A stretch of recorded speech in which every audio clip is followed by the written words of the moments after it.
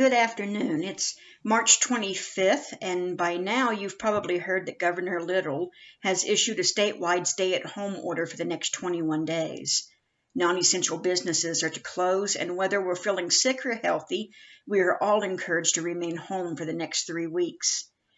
Now, this comes after our bishop held a webinar this morning and announced that through prayerful discernment and consultation with public health officials, she is suspending worship until the end of April. Now, I know this comes as a disappointment for many of you who are eager to get back to your normal lives. However, if we listen to what health workers and health officials are telling us, we need to be aware that this virus is unlike anything we've seen in at least a century, so we need to be willing to do our part to help curb the impact. I am reminded that this is our time of Lent, and in many ways, these most recent orders from our church leaders, as well as our state leaders, is extending this time of Lent for all of us. During Lent, we set aside all those things that separate us from God, and this year we've been asked to set aside more than we have ever considered. However, even in our scattered and isolated locales, we are being given an opportunity to live out our Christian faith in wonderful new ways. Sometimes loving our neighbor means we set aside our own desires and enjoyments in order to keep each other safe. If the most effective way to protect the most vulnerable amongst us is to drastically alter our lives for the next few weeks, shouldn't we be willing to do so? While the plea I keep hearing so often right now is to think about those whom you might harm by going out in public and becoming a carrier of a virus without even knowing it, it's telling you to think of the elderly or the immune-compromised people in your life that you might make sick. I would actually say not to focus on the negative, but I would invite you to think in more positive tones. Rather than obsessing over who you might hurt if you don't follow the rules, think instead of the good you can do if you do your part.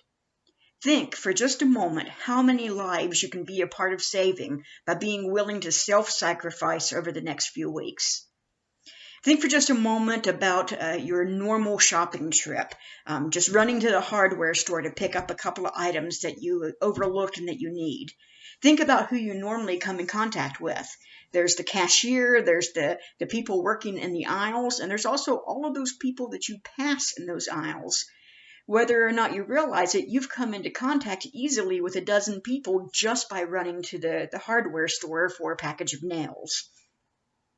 Now think of the good that you are doing, each and every one of those people, by being willing to self-sacrifice and not putting yourself in a place where you might be sharing something with them that could potentially harm them.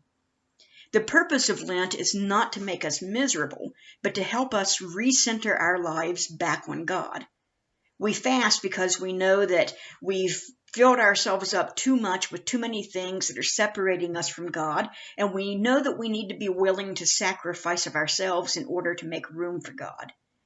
We examine ourselves deeply, and we find all of those sins and shortcomings so that we can set them straight and give God the chance to make us whole again. We can't be made whole if we can't even begin to acknowledge those places where we need God to fix us.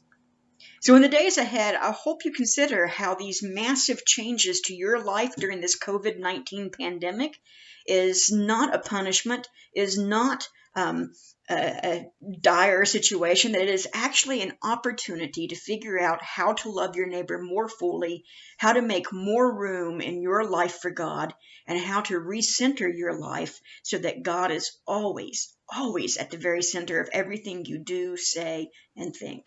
Thank you, and God bless.